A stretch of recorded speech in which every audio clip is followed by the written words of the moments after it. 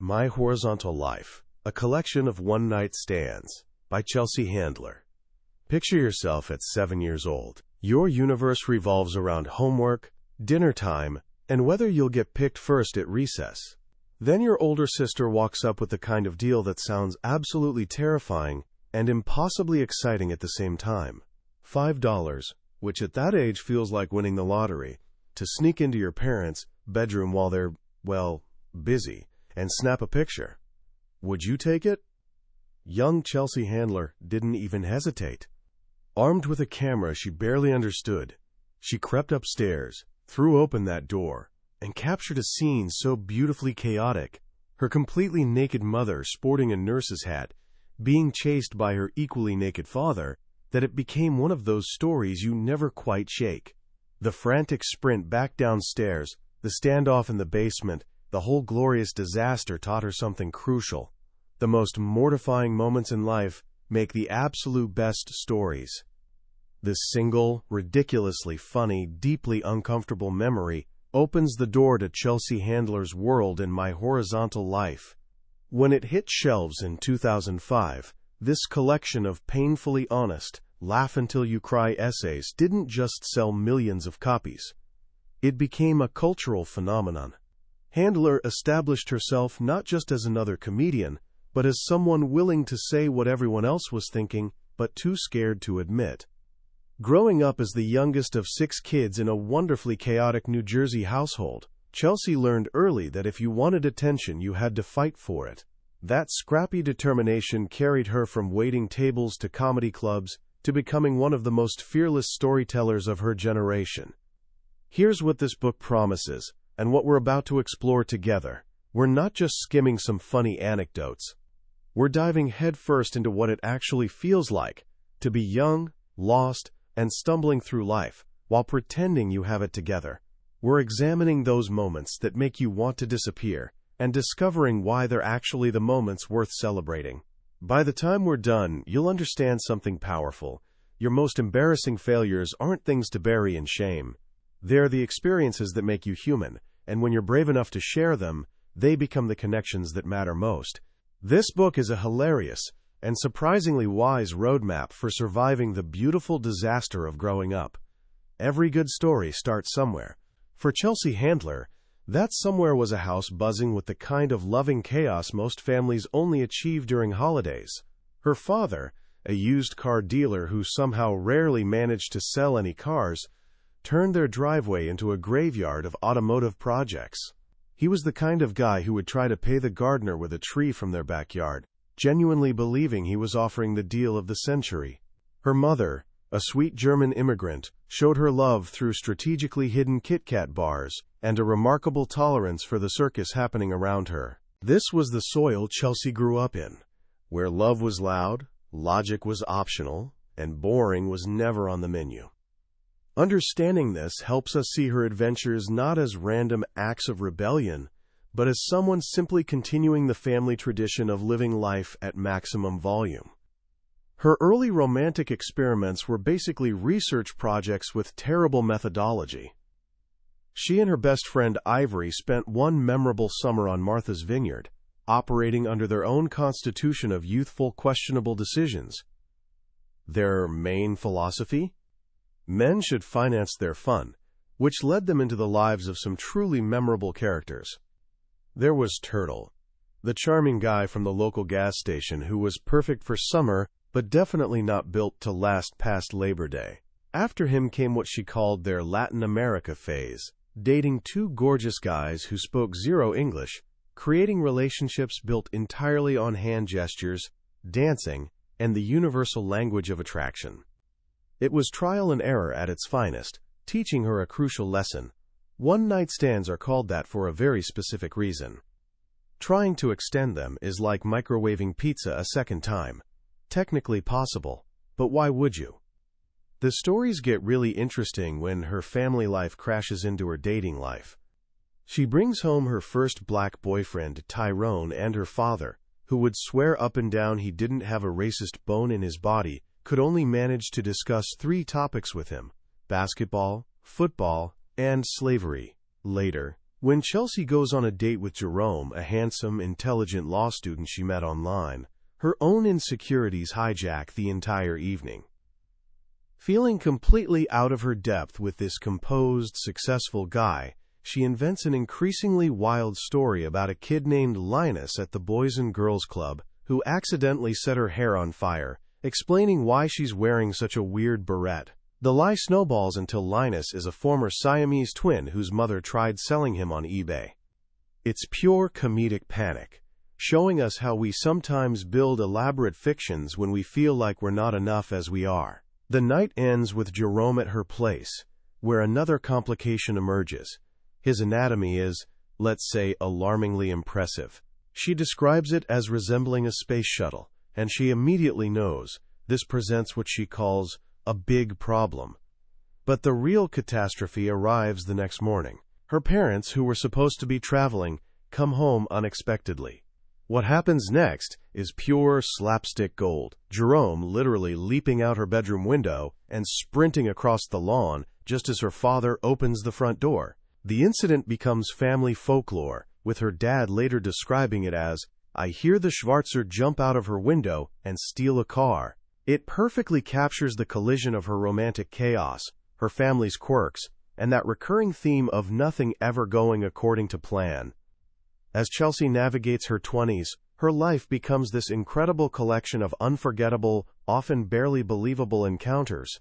Each story is basically a field study in human nature, capturing those moments where what you expected and what actually happens are hilariously different.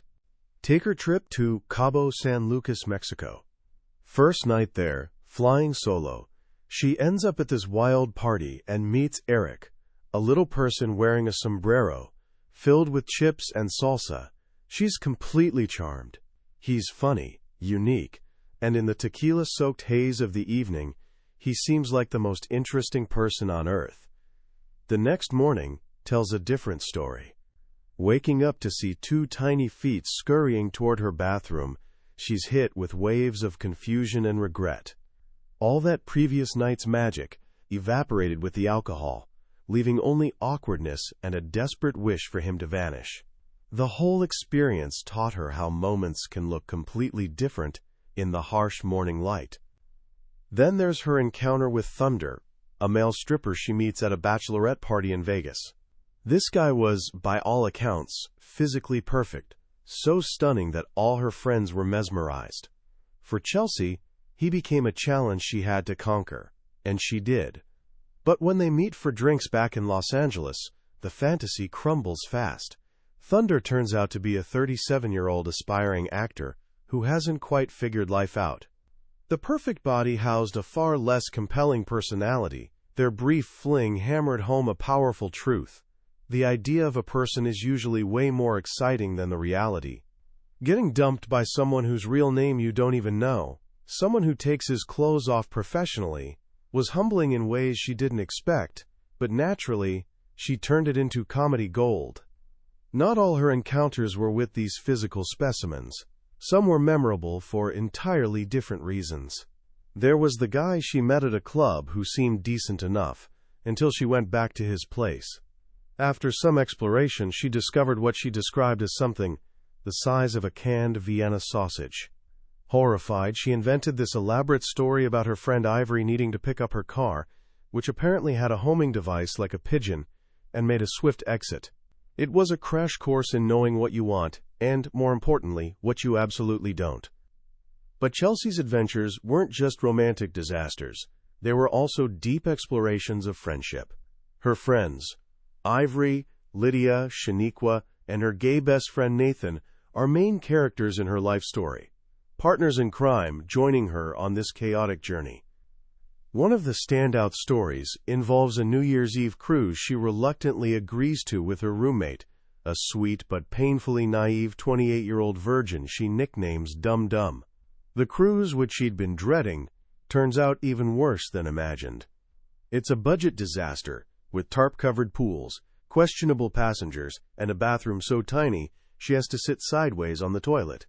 The whole trip becomes a masterclass in disappointment, hitting peak disaster when Chelsea, violently ill from cheap vodka, gets carried back to her cabin by a friendly guy named Rico, only to have Dum Dum scream and throw a shoe at him. But the cruise's lowest point comes when she meets Les, seemingly the only viable romantic option on board. After a surprisingly forceful encounter in his cabin, she discovers he's an 18-year-old performer in the ship's cheesy dance show. She'd hit what she calls an all-time low. Yet even in this moment of complete humiliation, there's growth happening. She starts realizing that maybe this endless parade of meaningless encounters isn't as fulfilling as it used to be.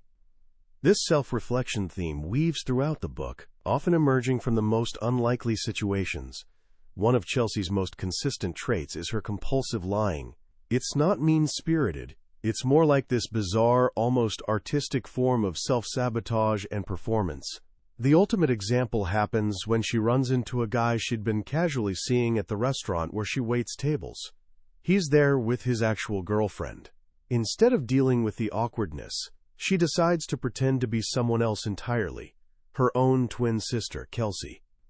She commits to this role with breathtaking audacity, treating the guy like a complete stranger and acting like a sweet, bubbly waitress who just happens to look exactly like the woman he knows. When he confronts her later, she doubles down, telling him her sister Chelsea sleeps with everyone, and he should probably get tested. It's such a high-wire act of creative deception that it's both horrifying and genius. It reveals this deep fear of vulnerability, a preference for creating chaotic fiction rather than dealing with messy reality. This talent for turning reality inside out is also central to her friendship with Nathan, her gay best friend who's still closeted to his family and high school friends. She agrees to play his girlfriend at a high school reunion, a role that quickly spirals beautifully out of control. She introduces herself as Beulah and tells someone he's her synchronized swimming instructor. Later, when Nathan gets jealous of a handsome guy she's talking to, he swoops in, claims to be her husband Beulah, and announces she just got out of rehab. The night descends into competing lies, a theatrical performance of dysfunction that's as hilarious as it is revealing about their codependent friendship. But underneath all the laughter and absurdity, a quieter, more thoughtful story gradually emerges. It's about a young woman, slowly, often painfully, figuring out who she is and what she actually wants. This comes to a head in the book's final story. After a work trip to San Francisco, she goes out with Carter, a handsome, successful government attorney. He seems like, quote, marriage material, the kind of guy she's supposed to want. But the night ends in disappointment when it's revealed he's on cocaine and unable to perform. The experience isn't just another funny disaster, it's a moment of genuine reflection. Lying in her hotel room, she feels this profound emptiness. The chase, the conquest, the one-night stand. It all suddenly feels hollow. She tells her friend Shaniqua, "It's not fun anymore. I'm an actual grown-up, and whether I like it or not, someone is going to have to marry my ass one day, so I better start getting ready for him." It's her declaration that she's closing up shop, taking a break from the horizontal life. It's not about rejecting her past, but acknowledging she's ready for something different. The book ends where it began, with her family.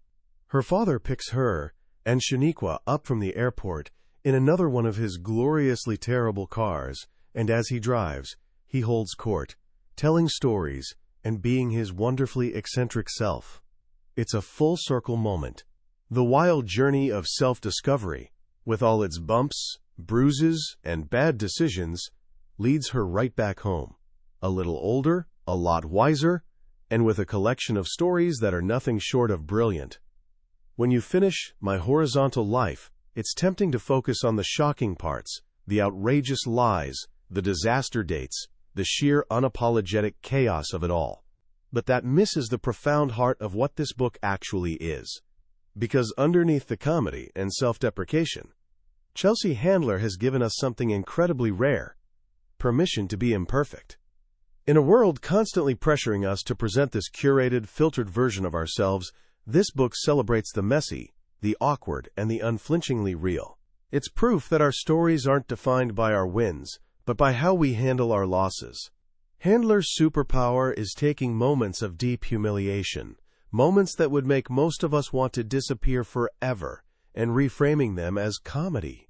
She understands that an embarrassing moment or a questionable costume choice isn't the end of the world. Actually, it's the beginning of a really good story. What makes this book resonate, especially for anyone navigating young adulthood's turbulent waters, is its radical honesty. She doesn't paint herself as a victim or a hero.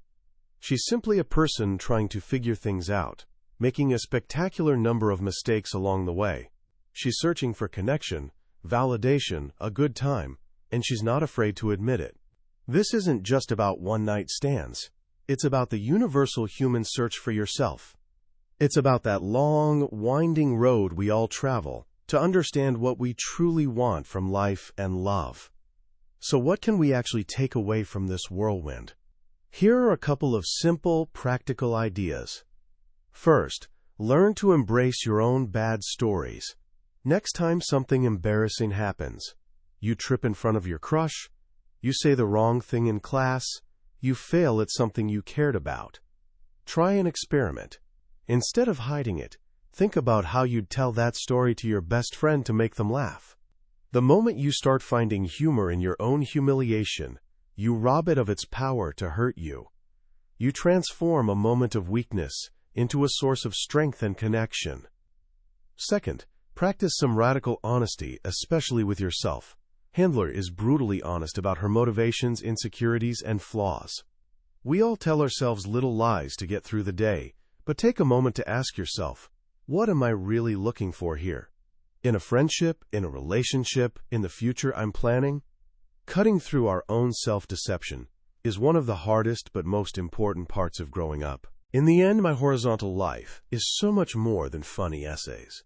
It's a reminder that the path to wisdom is rarely a straight line. It's often crooked, messy, and sometimes completely horizontal. It teaches us that it's okay to not have it figured out, that our mistakes don't define us, and that a life lived with courage, honesty, and a great sense of humor is a life well lived. That was a summary of My Horizontal Life by Chelsea Handler. I'll be honest with you, a summary is like looking at photos from a great adventure. You can see where it went, but you can't feel the thrill of actually being there. The real magic of this book is in Chelsea Handler's voice. The way a particular story unfolds, the timing of a punchline, the unexpected moments of vulnerability. This summary is designed to help you decide if this is a journey you want to take. If anything we've talked about today has sparked your curiosity or made you laugh, I encourage you to pick up a copy. Reading it isn't just about learning. It's an experience that might just change how you look at your own wonderfully imperfect life. The link to the book is in the description. Also, if you found this journey valuable, please show some love by hitting that like button and subscribing to the channel. That way, you won't miss our next deep dive into another life-changing book from the Billionaire's Bookshelf. Let's keep learning and growing together.